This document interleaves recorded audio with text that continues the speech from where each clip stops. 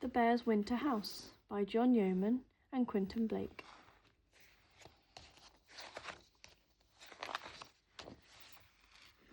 One chilly day, at the very end of summer, the hen found the squirrel, the hedgehog, and the pig peeping at something through the bushes.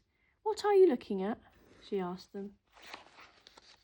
"We're looking at the bear," said the hedgehog. "He's behaving in a very strange way," said the squirrel. "Climb on my back and have a look," said the pig. So the hen fluttered up onto the pig's back, and there, through the bushes, she could see the bear running off into the woods and returning with armfuls of large branches and logs. "But that isn't all," said the squirrel. And it wasn't, for then the hen saw the bear scrape up some soft moss from the ground and put it in a neat pile. Dying to know what was happening, they all moved forward, but Bear did not notice them because he was so busy picking up his logs and banging them into the ground. Said the hedgehog. "What are you doing, Bear?" But the bear only hummed to himself and began to weave some branches between the big logs. "What are you doing, Bear?" grunted the pig loudly. The bear noticed them and said, "Every winter when I am supposed to be asleep, I lie awake shivering. But this winter will be different. Look at this piece of paper." The animals crowded round the paper, and the bear told them it was a plan for a winter house. "I am building it with good strong logs and branches, and moss to keep out the wind," he said. "And if you help me, you can share my winter house." The other animals laughed at this and said that the bear was silly. But the bear took no notice of them and began to fill up the cracks with moss. "We shall see who sleeps well when winter comes," he said. The days passed and winter came. The wind howled, but the bear did not mind.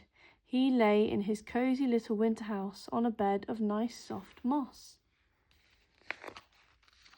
But the squirrel, who usually spends the winter asleep in a nest of loose twigs at the top of a tall tree, was unhappy. The branches swayed this way and that in the wind and nearly threw the poor squirrel out of bed. And the hedgehog, who usually rolls himself up into a ball among the leaves in winter, was unhappy at the foot of the tall tree.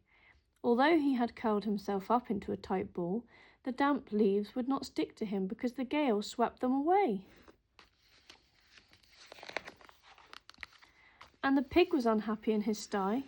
The icy wind had blown away all his straw and left him shivering on the cold stone floor. And the hen was unhappy on her perch because the strong wind blew through all the cracks in the hen house and made her sneeze. At last the four animals could stand it no longer. They all walked sadly through the wind and rain to the bear's winter house and begged him to let them in. As he was a very kind bear, he got up from his cosy bed of moss and made a small hole in the wall for them to squeeze through. He didn't even say, "I told you so." The squirrel, the pig, the hedgehog, and the hen all thanked the bear and helped him to fill up the hole in the wall again. And when that was done, the bear gave them all some of his moss bed and said, "Now let's all have a nice long winter sleep." But the other animals were too warm and happy to sleep. "Let's have a party," they cried. The bear tried to tell them that the little house was too small, but they wouldn't listen. First, the pig made them play Hunt the Honeycomb. And when they had turned the place upside down looking for the honeycomb, which was in the bear's bed, the hen got them all to sing songs. The poor bear tried to sleep, but there was far too much noise. After that, the squirrel wanted to dance. The pig was so fat that he made the walls shake, and the hen kept perching on the bear's head and slipping down. What is more, the squirrel's tail kept brushing the bear's nose, and the hedgehog would keep getting under his feet. The little house was much too small for a party. After all that, they made the poor bear play blind man's buff all through October and November and December and January and February, in fact, until March. Then they all put their heads out of doors and saw that it was a wonderful spring morning. "Goodbye, Bear," they called, "and thank you. We'll be back again next winter."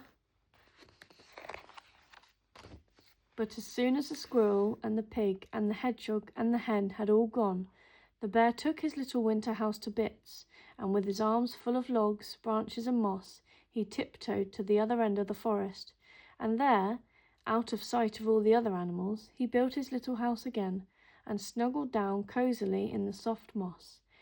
"I think I need another 40 winks," he said drowsily as he closed his eyes, "and I don't blame him. Do you?"